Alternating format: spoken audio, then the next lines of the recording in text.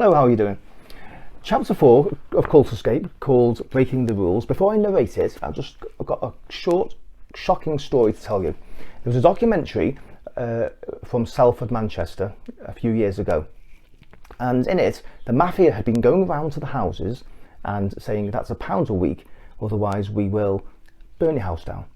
And then they'd been going to small shops and saying to the owners, for protection money, we want £30 a month, or else we will burn your shop down. And one shop owner refused to pay the £30 and his shop was burnt down. And the reporter in the documentary went back to the shop 3 months later to see what the situation was. And he found that the shop had been refurbished with insurance money, and he said to the owner, "What's the situation now about the mafia that you told me about and the £30 a month?" And the shop owner said, "Right, I pay the £30 without question. I'm not going to go through what I've just been through with having my shop destroyed." And when I heard that, it was like a light bulb moment went on. I could see that the religious cults control their members just like the mafia. They are religious mafia. They control their members through fear that should they disobey and not comply to the laws, their families will be destroyed, and they know this, either emotionally or physically, often for life, whereby they know they might never see their family again. It happened to me. It happened to thousands of people, and hundreds that I know personally, and you might be the same. Another story I must tell you was that I know somebody whose father was kicked out of the Exclusive Brethren in the 70s, maybe 80s actually, by Symington, the then man of God. And the daughter, who I won't name, she doesn't want me to say who she is, and I understand why, knew that her father had actually done nothing wrong, even by the rules of the Brethren. And so she phoned up Symington and appealed to him to let her father come back to the family, and so the family could be together and be reunited, because it was extremely traumatizing for her and for the family, for the father to be cut off. And these are the words that the man of God, Symington, said to her. And I asked her this 3 times, and she said these are the exact words he said. He said this to her. He said her name, and he said, "You've got to get used to the fact you will never see your father again." Marlon Brando in The Godfather. It's the religious mafia controlling people, not through guns, not through violence, not through those sort of threats, but through the unthinkable threat of your family being destroyed, because the members in the family who remain under these religious mafia leaders, they are forbidden to have normal family life, and sometimes that means they never see them again. In my own case, my family, who are still in, haven't really contacted me for 32 years. Because why? Because they're under fear, because they know what will happen if they do. So, having said all that, let's get into this short chapter called Breaking the Rules, Assembly Discipline. Simply put, the man of God dictated his laws and we had to obey them all. There was no room for questioning his authority, for he had the last word and the final say.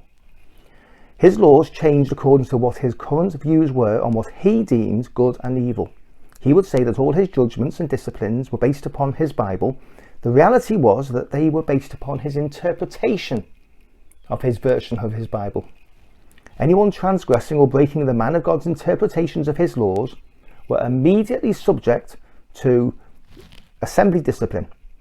The terms they used for this discipline of a person breaking their laws was shut up or withdrawn from. And in occults they use different terms. I know the Jehovah's Witnesses, they shun people, and that's exactly the same as this. To be shut up was to be suspended from all meetings. This could be for 7 days or could go on literally for years.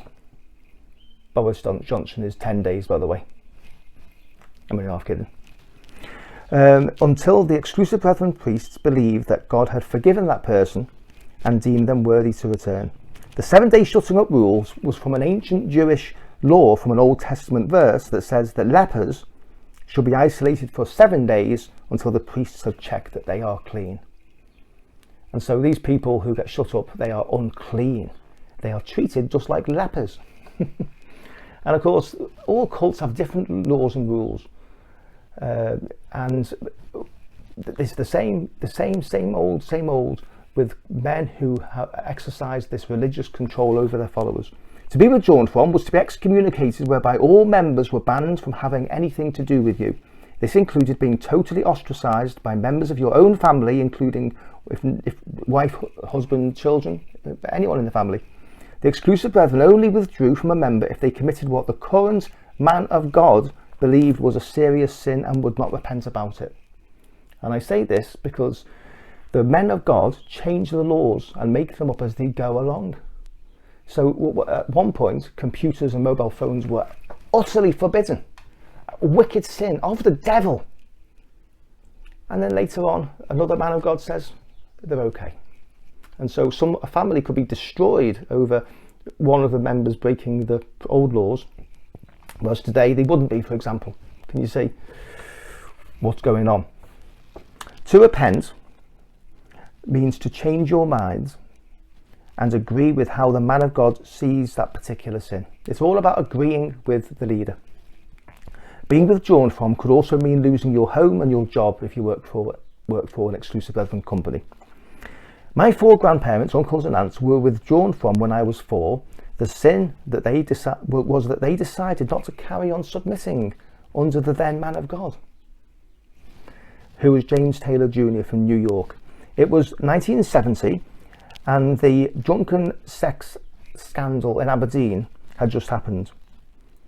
That was that the man of God was found in bed with a naked lady who was married. And he said that he was just doing it to test people to see how genuine they were. It was an ambush to shake off those who weren't ready for him. Can you imagine it? My parents decided to follow Taylor and were forbidden from having anything to do with their parents and relatives who were now under assembly discipline. You know what? These cults use these terms, and I know how much fear they can put in people. You know what? They've got no more authority than the mafia. The mafia have got no authority other than fear. They use fear to control people. sorry for pointing. And these religious cults, sorry, I'm pointing again. They have no more authority than religious mafia. In fact, in my view, they're worse. Because religious mafia, they shoot people in the head and that's the end of them. Religious cults, they destroy families for life. And people can spend decades suffering, ostracised and shunned by their loved ones. Anyway, you know, I'm not moving on. This action split the family, my family, causing this decades and decades of separation. What actually caused this family separation?